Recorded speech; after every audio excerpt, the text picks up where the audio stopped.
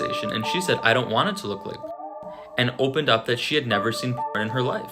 Lively was so close and comfortable with Baldoni that she freely breastfed in front of him during meetings. My predominant theory is that Ryan Reynolds is behind this. 2 months before she filed her complaint and that the New York Times article came out. Something big is happening in Hollywood, and it's not just about movies. Justin Baldoni, the director of It Ends With Us, is caught in a massive legal battle, facing 86 lawsuits, many of them countersuits related to accusations made by Blake Lively.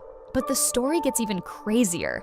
New evidence suggests that the New York Times and Blake Lively may have planned to sue Baldoni before he even had a chance to defend himself. Leaked metadata shows that the NYT had evidence and text messages embedded in their article nearly 2 months before Blake Lively's lawsuit was even filed. And some believe this whole drama started because Ryan Reynolds was jealous of Justin being close to Blake. Welcome back to Inside and Out, where we dive into the juiciest scandals and biggest controversies. Grab your popcorn and settle in, because this one's a roller coaster. And remember, there's more drama to come. This is just the beginning. Everything started when Blake Lively filed a lawsuit against Baldoni, accusing him of harassment and misconduct during the production of It Ends With Us. The lawsuit was filed on December 20th, 2024, and the very next day, the New York Times published an article painting Baldoni in a negative light. This timing immediately raised a lot of questions. Was this just a coincidence, or was it a planned attack? But here's where things get even more suspicious. Evidence suggests that the New York Times had already prepared parts of their article weeks before Blake even filed her complaint. Not only that, but text messages embedded in the article's metadata were traced back to October 31st, 2024, almost 2 months before the lawsuit was made public. This means that, long before Baldoni could defend himself, a plan was already in motion to damage his reputation. But now we're looking at an October 31st date that is in the metadata. 2 months before she filed her complaint and that the New York Times article came out. Do you guys see that? It's 2024-10-31. And they have several. Look, all of these have that date, and it all goes into this text thing that was generated. So this is all the coding that goes with it. Ryan Reynolds might have been planning this whole thing long before it even started, maybe even during the filming of It Ends With Us. At first, it seemed like this was just a legal fight between Blake Lively and Justin Baldoni, but now, people are starting to connect the dots. Some believe that Ryan was never comfortable with how close Blake and Justin had gotten on set. A TikToker who went deep into the lawsuit thinks jealousy might be the real reason behind everything. And when you look at the messages, behind the scenes moments, and how things change so fast, this theory actually starts to make sense. A TikToker who went deep into the lawsuit thinks jealousy might be the real reason behind everything. And when you look at the messages, behind the scenes moments, and how things changed so fast, this theory actually starts to make sense. At first, Blake and Baldoni were really close while working on It Ends With Us. They spent late nights writing, joking around, and trusting each other with personal stuff. My predominant theory is that Ryan Reynolds is behind this. One of the biggest signs, Blake was so comfortable with Baldoni that she breastfed in front of him during meetings. She even took photos of him holding her baby in her penthouse. Lively was so close and comfortable with Baldoni that she freely breastfed in front of him during meetings. She took photos of him holding and soothing her crying baby in her penthouse. They laughed deliriously during late-night writing sessions. One of the biggest signs, Blake was so comfortable with Baldoni that she breastfed in front of him during meetings. She even took photos of him holding her baby in her penthouse, something you wouldn't do unless you felt completely at ease. For co-stars, this might not seem too strange, but for a husband watching from the outside, that's a different story. And here's where things start to shift. And if you think that's a stretch, just look at how things went from friendly to full-blown war. One moment, Blake and Baldoni were joking late at night, trusting each other with personal stuff. The next, Ryan and Blake's team were making moves behind the scenes. It's almost like someone else stepped in. Suddenly everything had to go through Ryan and Blake's people. And from that point on, things turned ugly, fast. From that moment, Blake wasn't the one making the calls anymore. Everything had to go through Ryan and his team. And while Blake slowly faded into the background, Ryan seemed to be leading the charge. Someone behind the scenes took over and was contacting everybody. Sony, Wayfair, Baldoni, it was all going through Blake Lively and Ryan Reynolds' people. I think that this was Ryan Reynolds because this is the only explanation for me. At first, Blake was leading the charge, but then, almost overnight, she stepped back. Suddenly, Ryan was the one making the calls, handling the lawsuit, and pushing things forward. If this was really Blake's fight, why wasn't she the one leading it? After Ryan took over, everything changed. Calls were made, deals were pushed, and suddenly Justin Baldoni was backed into a corner. But was this really about justice, or was it about power? It really feels like at a certain point, Blake Lively just stopped wanting to be in contact with Justin Baldoni, and someone behind the scenes took over and was contacting everybody. Sony, Wayfair, Baldoni, it was all going through Blake Lively and Ryan Reynolds' people. At this point, it wasn't just a legal battle anymore. It was a Hollywood power play. And Ryan, he wasn't just protecting Blake, he was making sure he won.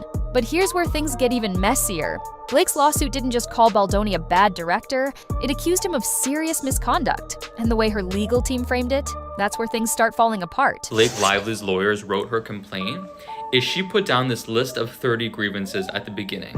And she made it seem like Justin Baldoni and Jamie Heath signed on to those grievances. But here's the problem. Baldoni and his team never agreed to those accusations. The actual document was a simple 17-point list about basic production logistics. Those extra 13 points, Blake's team added them after the fact, and that changed everything. And if that sounds shady, wait until you hear what happened next. Some of Blake's claims, they just don't hold up. And when you look at the actual receipts, things start to completely unravel. If this goes to court and the full footage is shown, it could change everything. If Baldoni never said what Blake claimed, that's not just a misunderstanding, it's a huge problem for her case. Take the hot comment, for example. Blake's lawsuit claims Baldoni called her hot during a scene in a onesie. But the footage, it shows him saying it will be hot, referring to the room's temperature. A huge difference. Lively mischaracterizes this in her complaint as Baldoni referring to her personally as hot. And it's not just that. There are other moments, caught on camera, that tell a very different story than Blake's legal team claimed. Blake's lawsuit paints Baldoni as the one constantly bringing up inappropriate topics, especially about corn. But when you look at the actual evidence, things don't add up. She also accused Justin Baldoni about constantly bringing up corn, but apparently another instance that was caught on camera. Turns out Blake herself was the first to mention the word corn. According to the lawsuit, she said, "I don't want it to look like corn," which then led to the conversation. Was Lively started that conversation, and she said, "I don't want it to look like," and opened up that she had never seen porn in her life. Baldoni complimented her and said that's wonderful because unfortunately he was exposed to it as a young age and developed an addiction, which is something he's discussed in his book and his podcasts. So, Justin Baldoni wasn't the one constantly bringing up the topic. He was responding to something Blake said first. And instead of making inappropriate remarks, he actually shared a personal struggle he's spoken about before. If Blake was really just trying to fix the movie, why was she so obsessed with getting a Producers Guild of America (PGA) credit? Because in Hollywood, that's not just a title, it's a ticket to the Oscars. And then another significant aspect is Blake Lively was adamant about PGA designation mark. So this is a coveted producer credit that is taken very seriously in Hollywood. Here's why that matters. If a movie wins Best Picture, the producers are the ones who get the Oscar. And if Blake got the PGA credit, she'd officially be listed as a producer, meaning if the film got nominated, she'd be the one taking home the gold. But when her request was denied, that's when things turned nasty. She sent a message that said, "Any goodwill between us is done." In other words, give me what I want, or this is war. At the start, this lawsuit looked like a fight for justice, but now it's looking more like a power struggle gone horribly wrong. Ryan and Blake went all in on this lawsuit, but it looks like they might have made a huge mistake, because instead of taking Baldoni down, they could be the ones who lose everything. Now, with evidence stacking up against her, even her biggest supporters are backing away. Colleen Hoover deleted her Instagram, Hollywood insiders going silent. And Ryan, he might have just bet on the wrong fight. Because if this goes to court and every single text, email, and video gets exposed, Blake Lively's career might not survive it. So if Blake started the conversation, why did she later act like Baldoni was the one pushing it? This is where things start to feel calculated. Her lawsuit makes it seem like Baldoni was constantly bringing up inappropriate topics. But when you look at the footage and context, a different story. This isn't just about one conversation, it's about a pattern. Blake's claims keep falling apart when you compare them to the actual receipts. First, she said Baldoni made inappropriate comments when, in reality, she was the one who started the topic. Then, she claimed he made her uncomfortable, but the footage shows a completely normal conversation. So, was this a misunderstanding or a setup? Blake and Ryan had everything: Hollywood's golden couple, a massive career, and millions of fans. But in trying to control everything, did they go too far? Because now, instead of being the face of It Ends With Us, Blake Lively's facing something else entirely: the end of her public. At this point, it's not just about a lawsuit, it's about power, reputation, and control. Blake Lively and Ryan Reynolds may have thought they could take down Justin Baldoni, but with receipts, leaked texts, and contradicting evidence, the narrative is shifting fast. If this goes to court, it could be Hollywood's next major downfall, just like Amber Heard versus Johnny Depp. And if Baldoni's team keeps dropping receipts like this, Blake and Ryan might have just played themselves. But what do you think? At the end of the day, we don't know the full truth. These are just theories based on leaked messages, behind-the-scenes drama, and legal filings. But in Hollywood, nothing is ever black and white. Everyone has their own version of events. And until this plays out in court, we can't say for sure who's right or wrong. What do you think? Is this a power move, a misunderstanding, or something bigger? Let me know in the comments.